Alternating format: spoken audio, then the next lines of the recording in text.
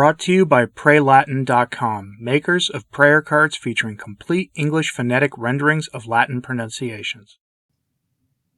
Many people are wondering, why haven't we got a photograph of Pope Francis in the condition he's in? It's a fair question.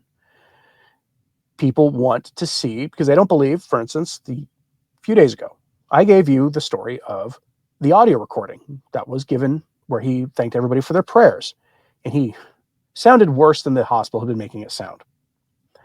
A lot of people said they didn't believe that was authentic. They believed it was AI because you can make AI do almost anything. And the example I used was when I discovered that as a concern that some people would have, is that Hollywood actors are now, older Hollywood actors especially, when they retire, are often signing away the rights to their voices and often their likeness to keep appearing in films long after they've left this mortal coil. The best example I can give you is James Earl Jones, who signed a deal with Disney for them to use his voice so they could keep having Darth Vader in Star Wars movies until the end of time.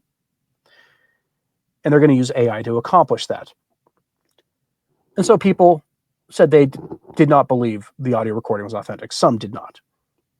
Well, there's a reason you don't see the photographs or video taken of a pope when he's sick. And it's actually a matter of canon law that goes back to John Paul II. He is the reason that you don't have this. He actually put rules in place for the dignity of the pope, which for some people is not a very good reason. We'll go to Info Catholica for this story. Headline: Why there are no images of a sick Francis, the rule established by John Paul II. So this rule's been in place for around 30 years or something. It looks like they can't show you unless they want to break canon law, which the crowd in Rome are very fine with doing all the time these days anyway. But there are actual canonical reasons that they don't show you pictures of the Pope.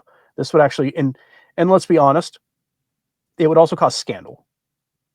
I've actually said before, I think would even cause panic among some faithful. After all, we've seen some Catholics say, "Oh, the next pope is going to be, look what's happening politically around the world. So we're going to get a pope that Francis is the greatest pope ever sent by God, and the cardinal's going to scheme and give us a Trump-type pope." And they frothing at the mouth about this stuff instead of trusting in God for the process and praying for a pope that they believe would actually fulfill the will of God. That's all of those things go into this. Here's the reason. It's a very short piece.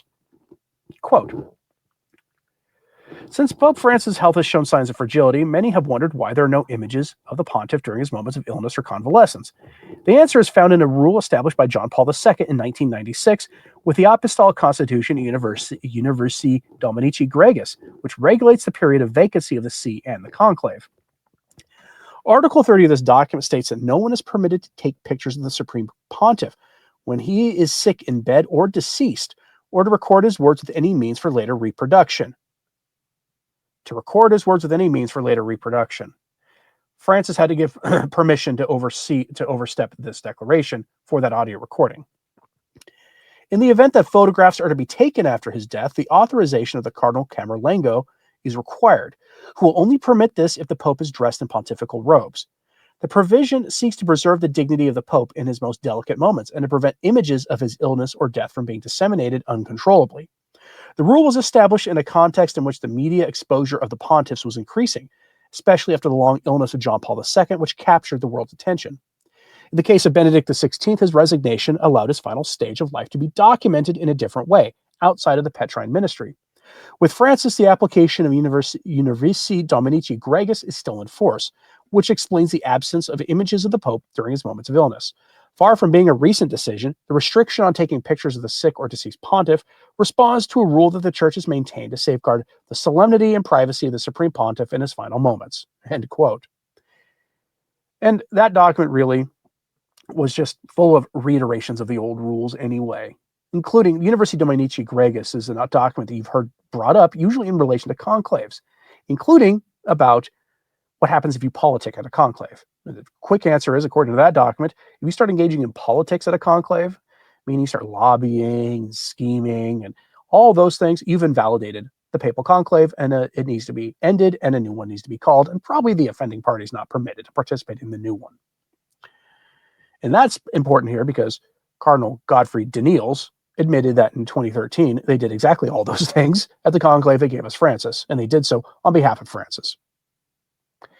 Now, I don't know if that's actually going to do anything. That doesn't necessarily delegitimize his claim to the papacy. If you want to make the case that Francis is not actually Pope, you need to do better than Cardinal Godfrey Daniels, his ramblings and rantings. But it's clear that those rules are just reiterating old rules anyway, because if you had asked somebody in the Roman Curia in the 16th century, what happens if you do all those things at a conclave, they would give you the same answer. Or would it be appropriate to record images of sick pontiff and disseminate them publicly? They would have told you no. That's why. David Wilson says, to be honest, I wouldn't like people taking photos of me even with the flu. Yes. Yes. Joe Bullock says, I don't want to Pope watch. It's morbid and not productive. Right. I give you the updates because they're newsworthy and you should be praying for him.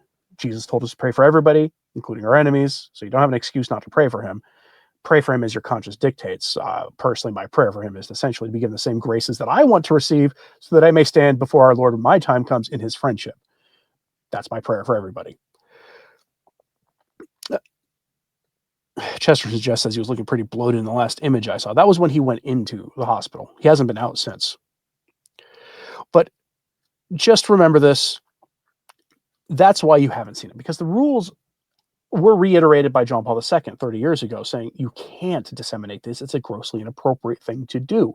And if you must do so, there are certain ways to do it. Now, Francis, when it comes to these kind of things, is free to abrogate those rules himself if he wishes. He could authorize a photograph or video to be taken. He could do so. I don't think he would. And even for good reasons, he wouldn't do it. But he clearly did so with the recording of that audio tape, which I do think is real. I don't think it's fake. Because if it was real, if it was fake, they would have made him sound healthier than he did. Because clearly when you listen to that recording, he sounds worse than they told us. That is absolutely, everybody agrees that he sounds worse than what the media reports, the hospital reports, are making it out to be. All right, folks, I'm curious what you have to say about this, so let me know in the comments, please. Like and subscribe if you haven't, it does help. So sharing this on social media, that helps too. And remember, folks, to pray for everybody we spoke about in this live stream today. We're not here to rile you up against anybody or anything. We're just here to get you to pray for them and to help you focus your prayers for the state of the church, which is not good and hasn't been good for decades. I'm Anthony Stine. Ave Maria.